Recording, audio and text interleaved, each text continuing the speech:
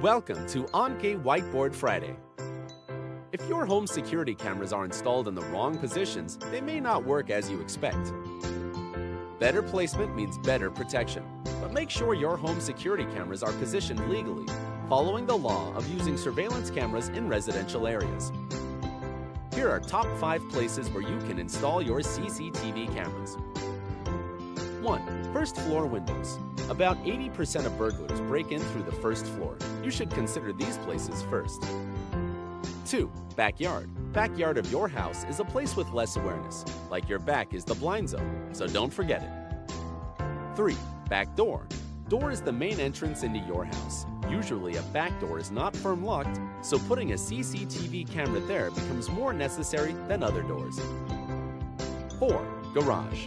Many garages are separated from the house, which makes them more attractive to thieves. Valuable items like cars are usually parked in the garage. You better keep an eye on them. 5.